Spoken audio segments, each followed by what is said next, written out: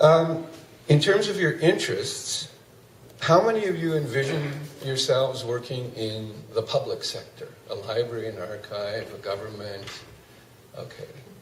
How many would be interested in working in the private sector? A bank, a retail, something like that? So it's about half and half, a little more toward public. And are there any venturesome souls who want to work for yourself, either as a consultant or own your own company? Any entrepreneurs? Even if it's a maybe, put up your hand. You might grow into that. Okay. Because a lot of people do that. That's what happened to me. Okay, so that's a little about you. That's good. Now, a little about me. One more question for you. Did any of you check out my websites before this event? Did anyone check out the websites of these folks? Okay. The library people probably. That type of curiosity and preparedness is one of the skills you should adopt in your portfolio of skills. An interest in the people who you're asking for something. Interesting thought. We're a consulting company, a publishing company, conferences. We look at the knowledge economy basically, and we try to help our clients understand the knowledge economy, where they fit into it, and to succeed in the knowledge economy. You people are knowledge economy people. Knowledge economy is about information.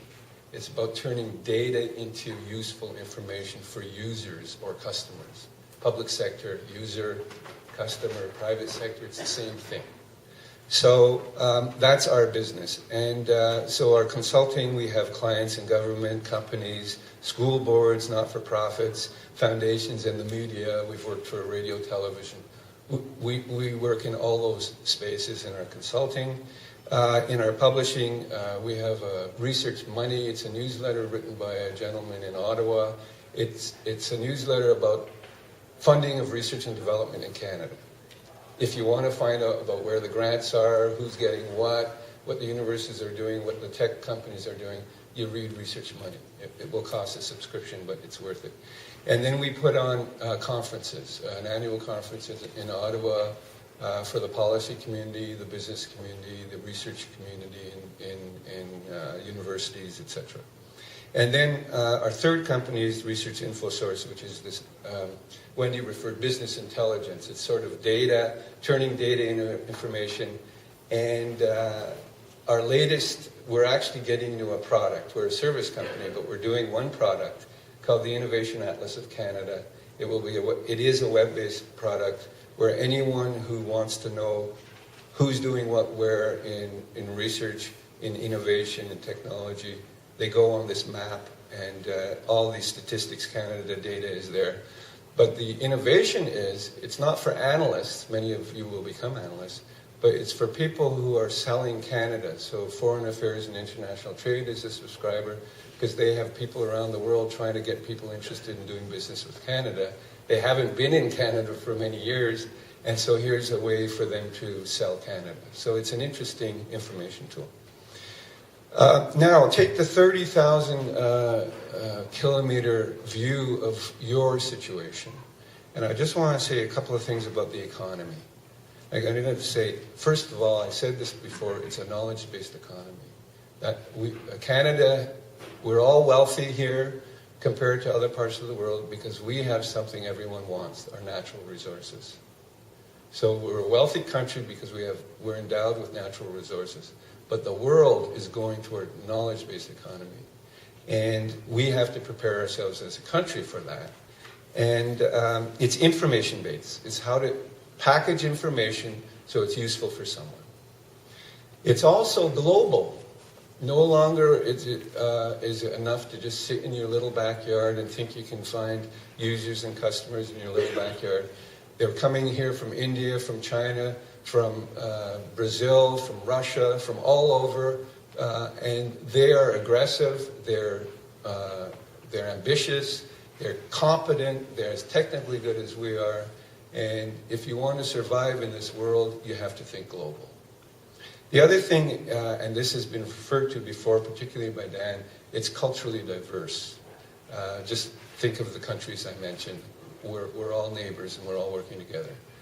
So you have to be prepared for that. And it's highly competitive out there.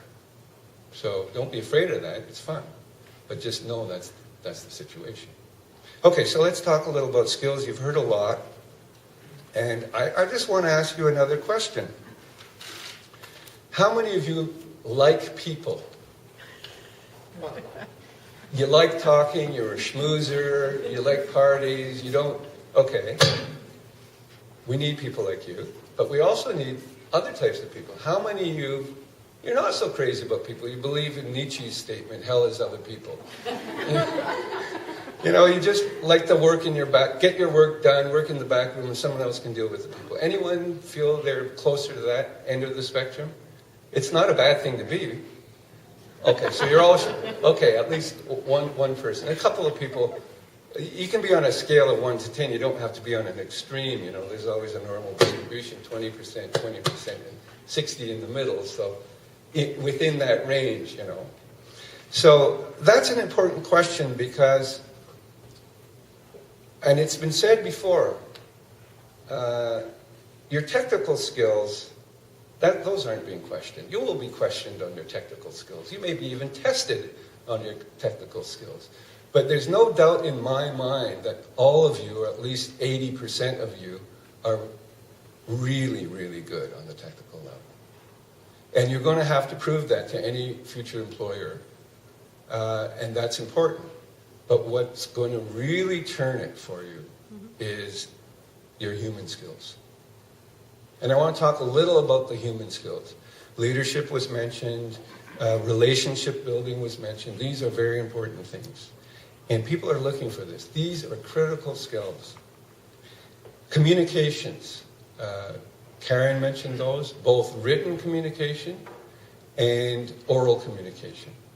Highly important. If you like people and you like schmoozing,